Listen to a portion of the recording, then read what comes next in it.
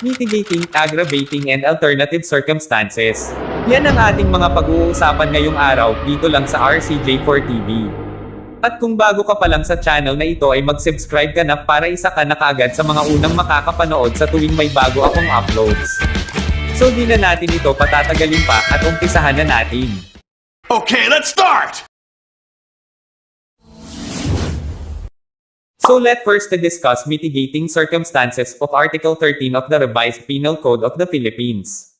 Let's define the word mitigating. It is the lessening the gravity of an offense or mistake. Meaning mga kaibigan, ang mitigating circumstances ay mga pangyayari sa isang kaso na maaaring makapagpababa or magpagaan dito. Well, in regards to mitigating circumstances ay mayroon na tayong tinatawag dito na criminal liability at civil liability. But in some cases ay may possibility na mapababa ang isang kaso sa pamamagitan ng mga sumusunod. Una, when the accused committed a crime and the crime committed is not connected to the preceding Article 11 and 12. Halimbawa, ang krimen na nakomit ay may self-defense. Para ma-justify ito bilang isang justifying circumstances, kailangan maipakita muna ang complete elements at requisite ng self-defense. So ano-ano nga ba ulit ang elements ng self-defense? Una, unlawful aggression. Pangalawa, lack of sufficient provocation on the part of the person defending himself. And lastly, the reasonable means employed to prevent or repel it. Ngayon mga kaibigan, kung ang mga yan ay hindi magiging present sa isang kaso, ito ay maaaring ma-classify bilang isang mitigating circumstances. That in Article 13 said that those mentioned in the preceding chapter, when all the requisites necessary to justify or to exempt from criminal liability in the respective cases are not attended. Ganun din ang mangyayari sa exempting circumstances kung hindi magiging present ang mga requisite nito sa isang kaso. Ito ay maaaring ma-classify din bilang isang mitigating circumstances. Pangalawa, kapag ang isang akusado ay minor de edad, but with the accordance of provision on Article 80 or pagsuspende sa mga minor delinquents or mga minor de edad, ang kaso nila ay maaaring pang mamitigate. At ganun din naman sa part ng matanda na nakagawa ng krimen na may edad ng 70 taong gulang pataas. Pangatlo, kapag ang act na nagawa ng isang offender ay iba sa kinalabasan ng kanyang tunay na layunin sa pagkumit ng krimen. Sa ating subject sa criminal law mga kaibigan ay meron tayong tinatawag na praeter intentionem or means that the injurious result is greater than that intended. So let's have an example to this. Ginulpi ni X si Y na ang plano lang sana niya ay ang bulihin ito. Ngayon si Y ay nagkaroon ng disability or kapansanan sa paglalakad nang dahil sa ginawang panggugulpi ni X sa kanya. In that case, mamimitigate lang si X. But take note this mga kaibigan. Magkakaroon na po si X ng criminal at civil liability sa pagkakataong ito. Pang-apat, that sufficient provocation or threat on the part of the offended party immediately preceded the act. In this case mga kaibigan, madalas mangyari ang mga ganitong bagay, especially na sa kalye. Ito yung panghahamak, pamamaya, or any form of threat sa iyo ng isang tao. Let's make an example for this. Halimbawa, si X ay naglalakad pauwi sa kanilang bahay nang bigla siyang nakursunadahan ng isang lalaking tambay at hinamon siya nito ng suntukan. Ngunit patuloy lang na umiwas si X sa tambay, ngunit nang tapunan ng tambay ang damit ni X ng putik ay doon na nag-umpisang magalit si X at pinalagan niya ang tambay at nakipagsuntukan na siya dito. At sa di inaasahang pagkakataon ay napatay ni X ang tambay. So let's have an analysis about this scenario. Una, may naganap na provocation. Pangalawa, tinapunan ng tambay si X ng putik na nag-trigger dito upang pumalag ito sa suntukan. Pangatlo, napatay ni X ang tambay na nanghahamon sa kanya ng suntukan. Sa senaryong ito ay makikita natin na ang naging sufficient provocation ng latter upang lumaban si X sa tambay ay ang pagtapon ng tambay ng putik sa damit ni X. In this case sa part ni X, ito ay papasok lang sa mitigating circumstances. Panglima, ang isang ito ay hindi na bago. Ito yung nakakomit ang isang tao ng krimen between their relatives. Halimbawa, si X at Y ay magkapatid at habang naglalaro sila ng online games ay tinetrash talk ni Y si X hanggang sa napikon si X at pinagpapalo niya ng baseball bat ang kanyang kapatid na agad nitong ikinamatay.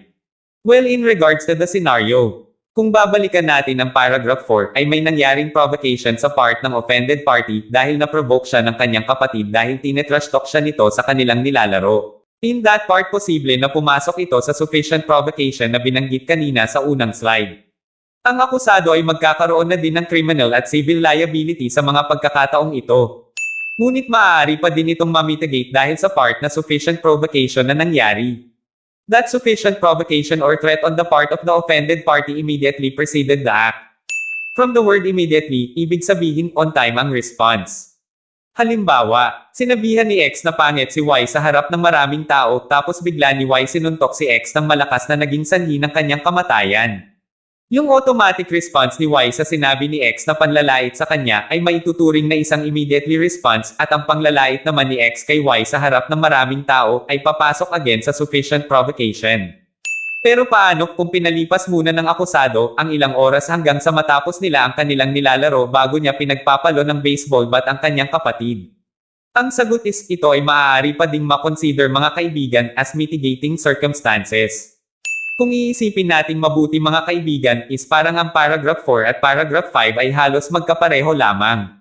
Ngunit mayroon po itong malaking pagkakaiba. Dahil kung babalikan natin sa paragraph 4 ay malinaw na sinabi na that sufficient provocation or threat on the part of the offended party immediately preceded the act. Malinaw na sinabi dito ang mga salitang immediately preceded the act. Na hindi katulad ng sinabi sa paragraph 5 na sinabi lamang ay immediate vindication. Ito po yung late response or medyo may delay na nangyari. Halimbawa, nag-joke ako sa kasama ko pero after pa ng isang oras bago niya na-gets ang joke ko. Kumbaga sa immediate vindication na sinabi sa paragraph 5 ganun na nga po yun mga kaibigan. Kasi hindi agad nangyari or hindi on time yung commission of a crime kasi para bang medyo nagkaroon muna ito ng konting gap bago naganap ang isang krimen. Pang-anim, ito ay tungkol sa mga tinatawag na crime by passion or obfuscation. Pag sinabing obfuscation mga kaibigan, ibig sabihin ikaw ay nanggugulo sa relasyon ng iba or ginagambala mo ang ibang relasyon. Pero sa papaanong paraan? Halimbawa, si X at Y ay mag-asawa. Minsan ay ginagabi si Y umuwi galing sa trabaho dahil nag-o-overtime ito. Isang araw ginabi ng uwi si Y sa kanilang bahay, ngunit nagtaka siya dahil may isa pang sapatos ng lalaki sa kanilang pinto kaya inakala lang ni Y na may bisita sila. Nang pagbukas ni Y ng pinto ay tumambad agad sa kanyang harapan ang kanyang asawa na si X na niroromansa sa salas ng kanyang kumparing si B. Ngayon sa sobrang galit ni Y ay kinuha nito ang kanyang baril at pinagbabaril niya si B sa katawan at ulo hanggang sa mamatay ito. On that part mga kaibigan, si Y ay magkakaroon na po ng criminal at civil liability. Pero katulad pa din ng dati, ay papasok pa din ito sa mitigating circumstances dahil ang kaisa isang dahilan kung bakit siya nakapatay ay dahil nahuli niya ang kanyang asawa na niroromansa ng ibang lalaki.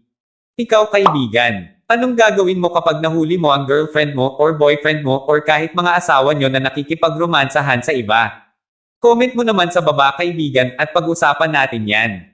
Pero alam mo kaibigan mas magandang kasuhan mo na lang ng adultery ang asawa mong babae if ever na mangyari ito. Anyways may topic discussion na din akong nagawa dati about sa adultery at concubinage. Mag-iiwan na lang ako ng link sa description ng topic natin ngayon at panoorin mo na lang kung interesado ka dito. Now let's go back to the topic. Pang-7, maaaring mamitigate ang isang kaso kung ang isang offender ay kusang sumuko sa mga awtoridad. At dapat kusa din umamin ang offender sa kanyang nagawang krimen bago pa siya mahatulan sa korte. And lastly, dapat sa mga pulisiya sumuko or any person who have the authority to operate the case. At laging yung tatandaan, wala dapat pamimilit na magaganap dito dahil dapat lahat ng act na ginawa ng offender ay free and voluntarily niya ginawa. And katulad ng dati mga kaibigan, magkakaroon ulit ito ng criminal at civil liability. Pang-8, that the offender is deaf and dumb, blind or otherwise suffering some physical defect which thus restricts his means of action, defense, or communications with his fellow beings. Well, this type of mitigating circumstances is less or not often be happen. Ito yung mga crime na ginawa ng mga taong may kapansanan. So let's do have a simple scenario. Halimbawa, si Y ay may kapansanan sa kanyang kaliwang braso. Isang araw ay hinamon siya ni X ng suntukan. Sinuntok ni X si Y at natumba ito, ngunit imbes na gumanti si Y kay X ng parehong suntok ay binunot nito ang maliit na kutsilyo sa kanyang bulsa at sinaksak niya si X sa leeg na agad nitong ikinamatay. Well, according to this scenario ay himay-himayin natin ang mga pangyayari. Una, si Y ay may kapansanan sa kaliwang braso. Na malinaw naman sinabi sa paragraph 8 na kung ang akusado ay mayroong kahit anong defect or kapansanan at ito ay nakagawa ng krimen, ito ay papasok pa din sa mitigating circumstances. Pangalawa, hinamon ni X si Y ng suntukan. At sinuntok niya si Y. Yung panghahamon dito ni X ay parang nagkaroon ng contempt sa part ng offended party. Pangatlo, ang pagsuntok ni X kay Y ang nag-trigger para gumanti ito sa kanya. Ang pagsuntok ni X kay Y ay nagbigay ng sufficient provocation para gumanti ito kay X. Pangsiyam, such illness of the offender as would diminish the exercise of the willpower of the offender without however depriving him of the consciousness of his acts. Mga kaibigan, kung pamilyar kayo sa mga unnecessary movement of the body and mannerism such like yung biglaang nanginginig or nagsisisure ang ibang parte ng katawan ng isang tao, ay maaari po itong maging subject upang mamitigate ang isang kaso. Halimbawa, si X ay dating na-stroke. Ngayon ay gumaling na siya pero kapag hindi siya nakakainom ng kanyang maintenance na gamot ay nanginginig ang kanyang kaliwang kamay at kanang binti. Isang araw, habang nasa firing range si X kasama ang kanyang kaibigang si Y, ay bigla itong inatake ng panginginig habang hawak-hawak nito ang isang baril at hindi inaasahang nakalabit ni X ang baril na kanyang hawak at tinamaan nito ang kanyang kaibigang si Y sa ulo na agad nitong ikinamatay. In this case mga kaibigan, pwedeng mamitigate ang krimen na nagawa dahil sa may temporary illness ang taong nakagawa nito. Like seizure, ang seizure mga kaibigan ay nasa subcategory ng tinatawag na acute neurological disorders. Ang acute neurological disorders ay naoobserbahan sa mga taong nakaranas ng stroke at pagka-damage ng kanilang spinal cords. And last but not the least, number 10. Any other circumstances of a similar nature and analogous to those above mentioned. So hindi na natin pahahabain itong number 10. Dahil ang ibig sabihin lang po dito mga kaibigan ay lahat ng acts na binanggit natin sa bawat paragraph na may katulad na pangyayari, ay maaari nating ihalin tulad sa mga naunang paragraph. So kahit last na ito, bigyan pa din natin ng halimbawa. Ang mga similar acts na pwedeng pumasok sa mitigating circumstances ay ang mga sumusunod. Number 1. Impulse of jealousy or matinding pagsiselos. Pwede mo itong maihalin tulad sa paragraph 6. Number 2. Testifying for the prosecution. Pwede mo naman itong ihalin tulad sa paragraph 7. And lastly, over 60 years old will failing sight. Pwede mo din itong ihalin tulad sa paragraph 2. Now let's go to the next article. The article 14 or the aggravating circumstances. Let's first define the aggravating circumstances. Aggravating circumstances refers to the attendant in the commission of the crime served to increase the penalty without, however, exceeding the maximum of the penalty provided by law for the offense. From the word aggravate, in terms of crime commission, ito po yung mga circumstances na posibleng magpataas sa isang kaso na kabaligtaran naman ng sa mitigating circumstances. Kung sa mitigating circumstances ay pinapababa ang isang kaso, dito naman sa aggravating circumstances, ang kaso naman po ay pinapataas. Pero paano mo malalaman kung ang isang krimen ay papasok sa aggravating circumstances? Ang isa sa napakahalagang mga keyword pagdating sa circumstances na ito ay ang status ng offender kung ito ba ay gumamit ng pambihirang lakas, talino, posisyon at iba pang pwedeng maka-agrabyado ng iba. In aggravating circumstances, meron tayong 4 na klase nito. Ito ay ang generic, specific, qualifying at inherent. Umpisahan natin sa generic, ito ang mga krimen na pwedeng mai-apply sa lahat. Meaning ito yung mga crime na ginagawa at nangyayari sa dwelling, daytime, nighttime, at sa mga recidivism. Next, that the crime commission is very specific. Ang mga halimbawa nito ay crime against chastity and crime against person. Next is qualifying. Ito yung changes of nature of the crime and usually ito yung mga crime na may evident premeditation at karaniwan mo itong ma-observe sa mga kaso ng pagpatay tulad ng murder. And lastly, the inherent. Inherent must of necessity accompany the commission of the crime. Ang mga halimbawa nito ay robbery, theft, estafa, adultery and concubinage. Ngayon pag-usapan naman natin ang mga ibang nilalaman ng Article 14. Umpisahan natin sa paragraph 1. Paragraph 1 stated, that advantage be taken by the offender of his public position. Dito sa unang circumstances, kapag daw ang isang offender ay public officer or involved sa mga public position, ang mga krimen na posible daw niyang magawa ay maaaring maklasify bilang aggravating circumstances. Pangalawa, that the crime be committed in contempt or with insult to the public authorities. Usually involved naman dito yung mga nasa public authority like councilor, mayor, governor, barangay captain, barangay chairman, municipal health officer, BIR agent and etc.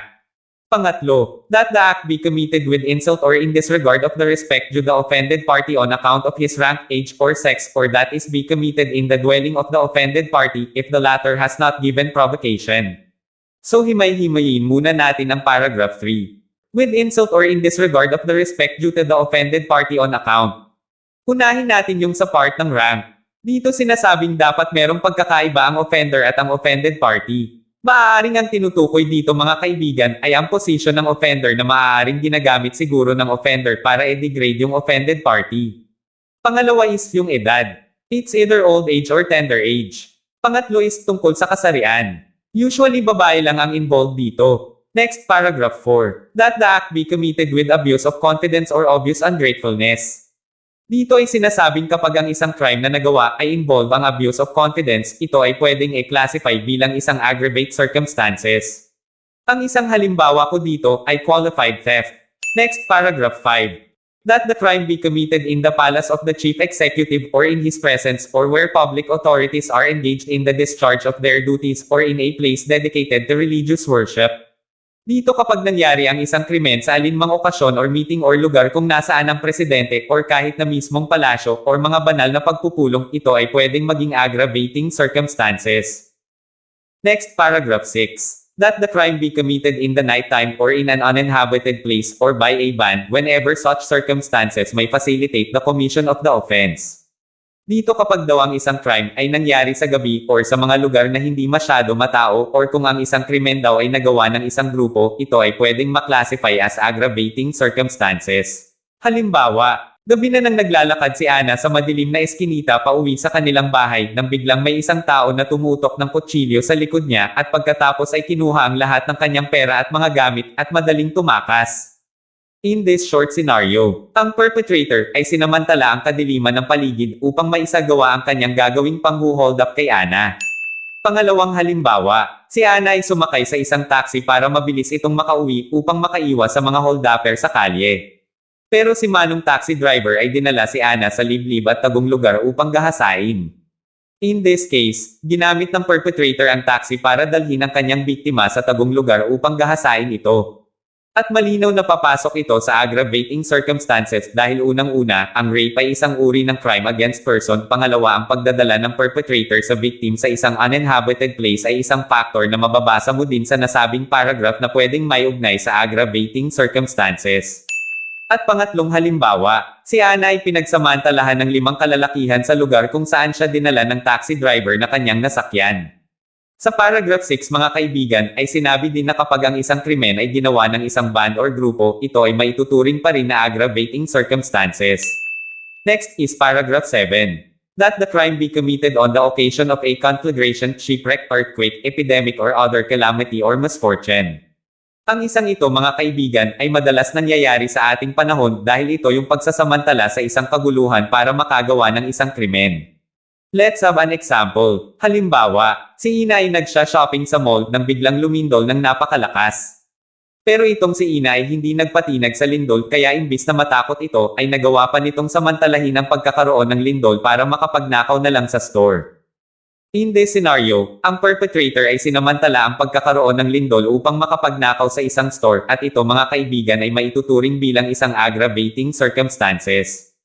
Next paragraph 8. That the crime be committed with the aid of armed men or persons who ensure or afford impunity. So umpisahan natin doon sa part ng armed men. Kapag daw ang isang krimen ay nagawa ng armadong mga tao, ito ay pwedeng mai-consider bilang isang aggravating circumstances. Gayon din kung ang isang krimen ay sinamantala ang tulong ng iba sa panahong nagawa niya ang krimen. But in this part mga kaibigan, ang mga kasangkot na tumulong sa akusado habang sinasagawa or ginawa nito ang isang krimen ay magiging part lamang ng accomplices. Next is paragraph 9. That the accused is a recidivist. A recidivist is one who, at the time of his trial for one crime, shall have been previously convicted by final judgment of another crime embraced in the same title of this code. So ibig sabihin mga kaibigan, kapag ang isang kriminal ay dati nang nakulong at nakagawa muli ito ng parehong krimen pagkatapos nitong makalaya, siya ay tatawagin ng recidivist. Halimbawa, si Lupin ay nagnakaw ngunit siya ay nahuli ng mga pulis. At after ma-serve ni Lupin ang sentence na ibinigay sa kanya, ay nakalaya na ito, ngunit muling nag-commit si Lupin ng krimen ng pagnanakaw, then during trial ay na-trace nila sa records na si Lupin pala ay dati nang may kaso ng pagnanakaw. Ngayon, si Lupin mga kaibigan ay tatawagin ng isang recidivist.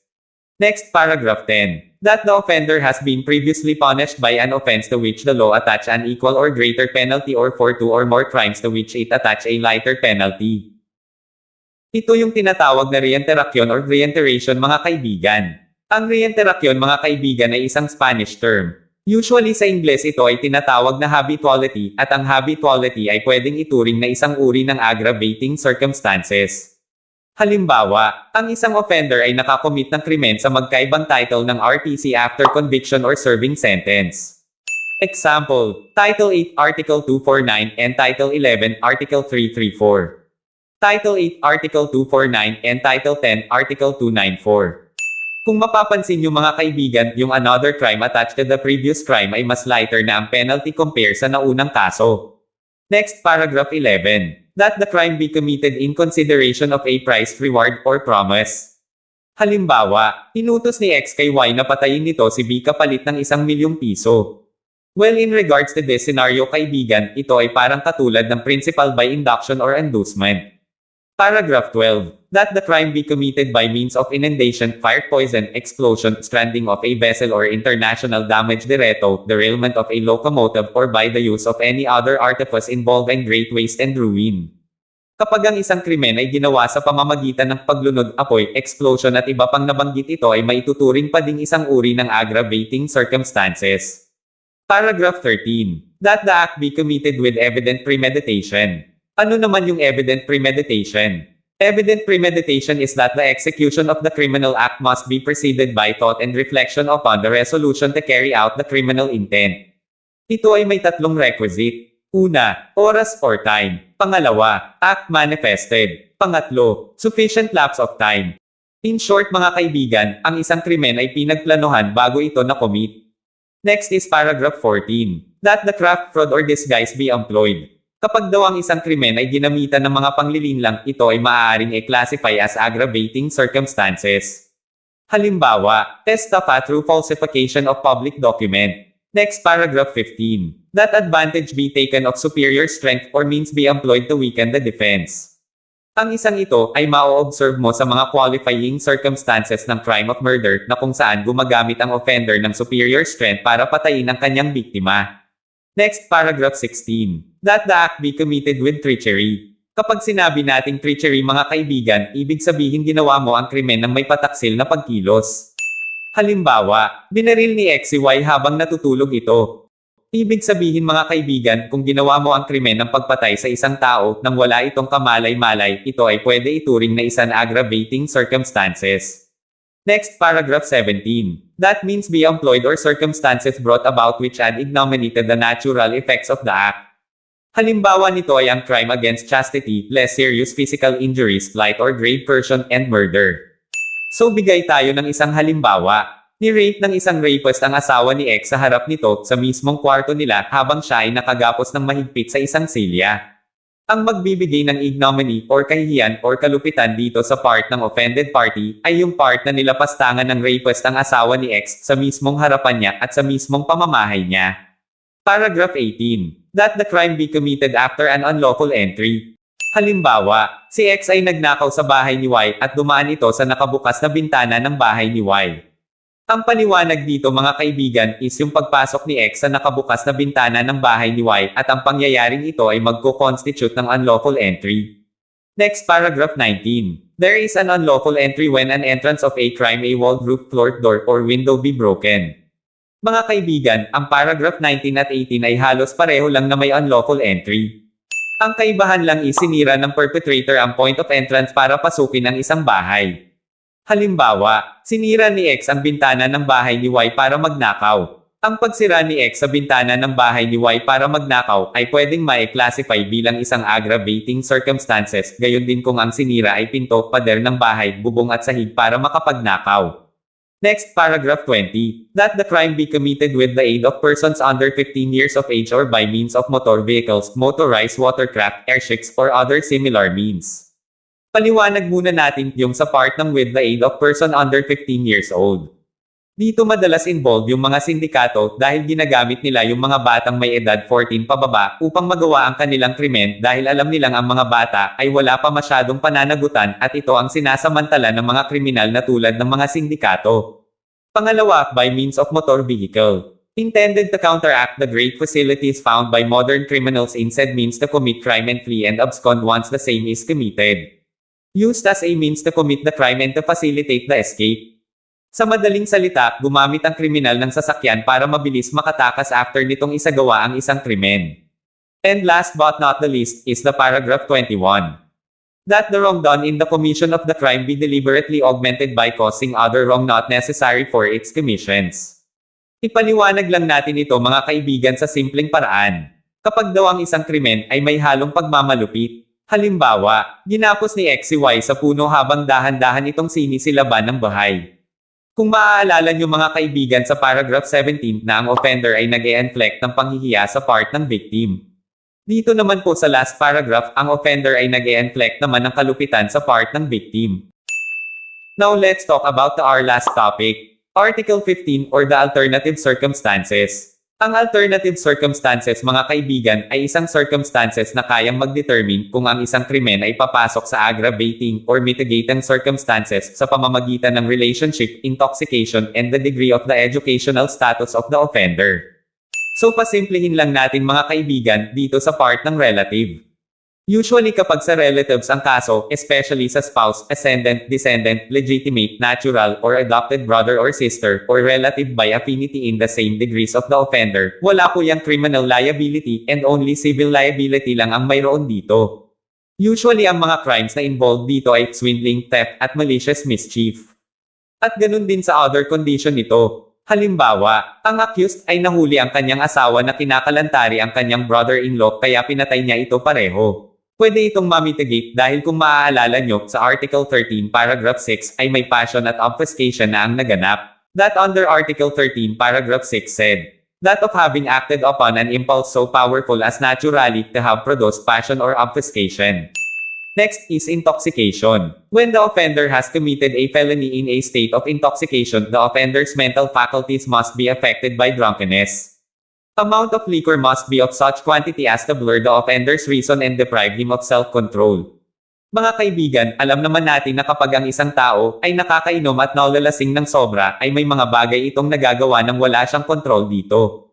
Pero paano natin malalaman kung kailan mo maihahanay ang kalasingan sa mitigating or aggravating circumstances?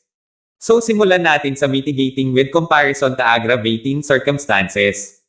If the intoxication is not habitual, must be proved by satisfactory evidence. In the absence of proof to the contrary, it is presumed to be unintentional. So ibig sabihin mga kaibigan, kung yung kalasingan ng isang tao ay hindi naman niya paulit-ulit ginagawa, ay pwede itong ituring na unintentional sa oras na makagawa siya ng krimen.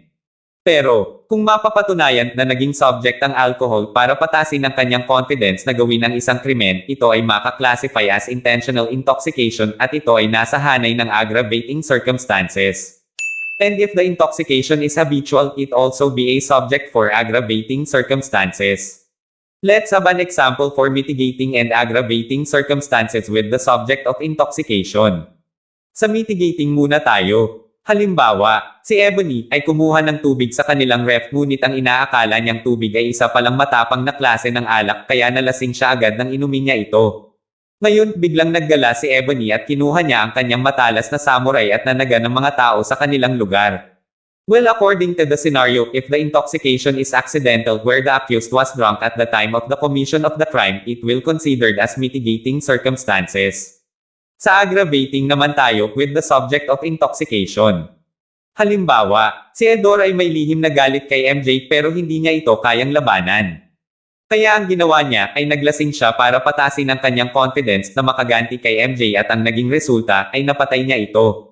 In this scenario, if the intoxication is the main subject or necessary to commit the crime, it will considered as intentional, same if it's habitual. And last but not the least, degree of instruction and education of the offender. Well, in this part mga kaibigan, paliwanag na lang natin ito ng mas maikli. Dito sa degree of the instruction and education of the offender, pwedeng tumaas or bumaba ang kaso ng isang nahabla base sa kanyang pinag-aralan, kakayahan.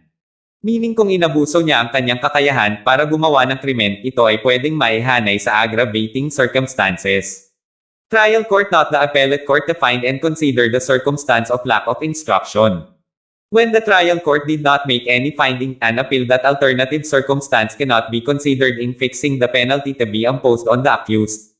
It is applied in almost all crimes, such robbery with homicide, anti-subversion law, murder, and homicide, and not consider as mitigating if it's crime against chastity. Example is rape. At dito na po magtatapos ang ating usapan tungkol sa Article 13, 14 and 15. Maraming salamat po sa lahat ng mga nakapanood at mga nakinig. Hanggang dito na lang mga kaibigan at see you on the next episode. Kaibigan, nagustuhan mo ba ang topic na ito? Sana ay mayroon kang natutunan ngayong araw. Kung nagustuhan mo ang video na ito, ay maraming salamat sa iyo. Kung gusto mo pa ng mga videos na kagaya nito, ay mag-follow, like at share ka lang sa @RCJ for Educational Vlog upang patuloy kitang ma-notify sa aking mga future uploads. Hanggang dito na lang kaibigan at mag-iingat ka palagi. At maraming salamat ulit sa inyong lahat. God bless at hanggang sa muli.